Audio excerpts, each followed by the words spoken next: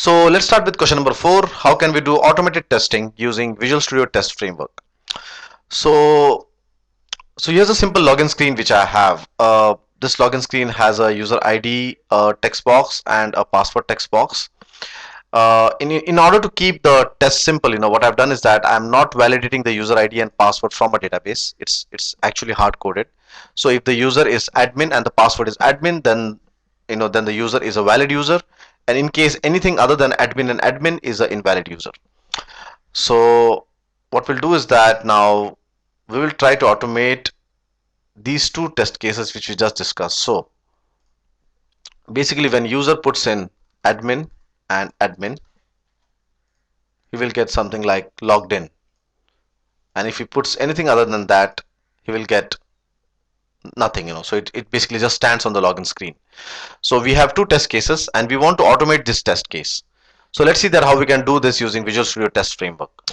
Visual Studio provides something called as a web test in order to do automated testing. So let's click on, in order to add the web test, right click on add and click on new test and select web test.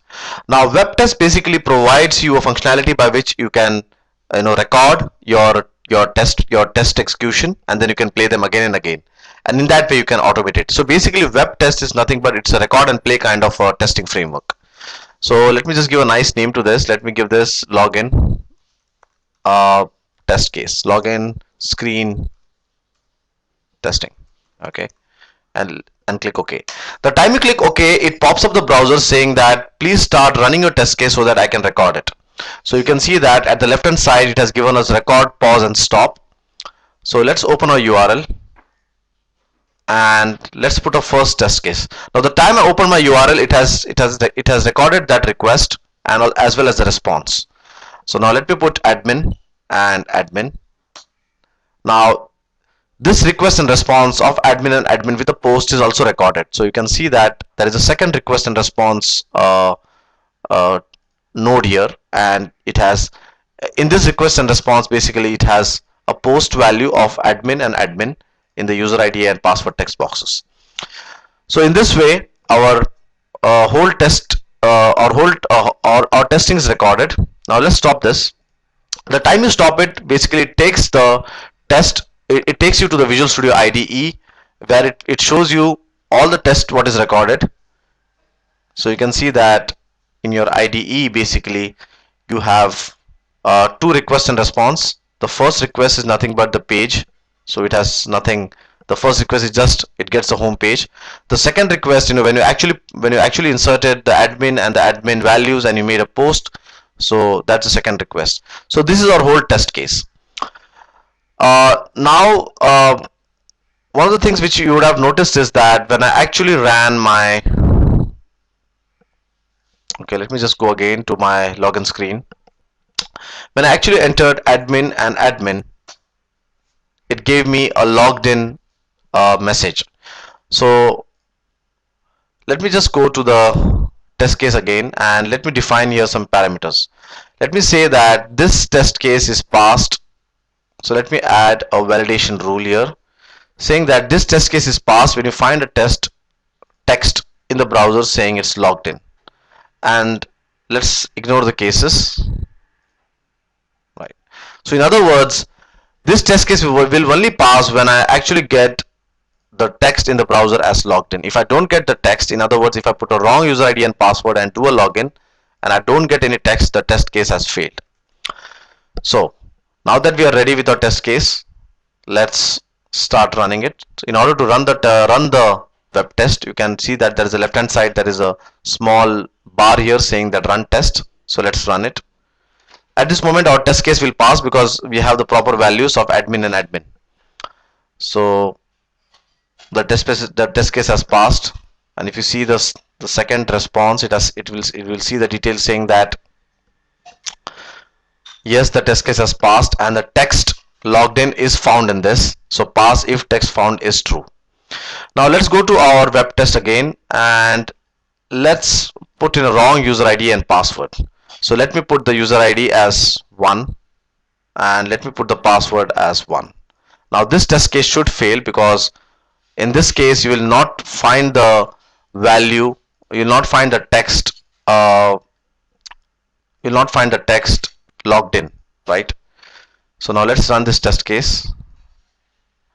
So now it will show me that the test case has failed. So you can see that the test case has failed, and if you see the response, you will see in the details that the required text logged in did not appear in the HTML response. So in that way, uh, it has detected that this test case has failed. So that's the basics. That is the basic thing by which or these are the basic steps you need to perform in order to do automated testing. Now one of the biggest problem here is that you know the values which I passed, the values which I entered into my web test, I have actually entered it manually. So I first inserted admin, I checked my test case, and then I inserted admin1 and I checked my test case. Now let's try to see that how we can pass the data dynamically from outside, or how we can make this test case a data driven test case.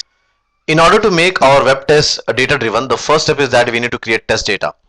So I have created a simple table here called as login test cases, and I have created various combinations of user ID and password. So you can see that I have 3 test cases here, and the second test case will pass because that's a valid user for our login project. The first and the third test case should fail. So now that we have created a test case data, let's see that how we can pass this test case data to a web test. So let's go to a web test and right click on your web test and say add data source. Now web test basically gives you various ways by which various kind of ways by which you can pass data source. For example, if you can also make your test data in CSV file or in XML file, and you can pass to the web test. But at this moment we have created our test data in SQL Server, so let's click on SQL Server database, and let's click on the test data database, and let's select a table which has the login test cases. Now once you have done that, you will see that in your web test a new item has been added, and that is called as data sources, and you can also see that your login test case table has been added. Now let's go to our form post parameters and right click on the txt user ID, and over here now we can specify saying that from the data source which field does this post parameter map to. So I will say that this maps to the user ID, and the admin maps, sorry, the password maps to the password field. So in this way my data source is now mapped with the post parameters of my test cases, of my web test case. Right. Now one more thing which we need to ensure is at place is double click on the load test run dot test run config. You can see that in the solution items, you can see this config file. So double click on it and ensure that in web test you have selected one run per data source row. Okay, so, this is an important thing. So in other words, what it says is that for every data source row in the table, fire a test case or fire a test on your web test. Okay, now that we are all set, now let's see that how this looks like. So let's run the web test with the dynamic data which we are passing. So now it's executing all the 3 test cases which we have provided in the database. So you can see that it has executed 3 test cases. You can see run 1, run 2 and run 3. And if you see your test data, the second run should pass and the first and the third run should fail. So you can see that the first run has failed, that's a red. The second run has passed and the third run has failed.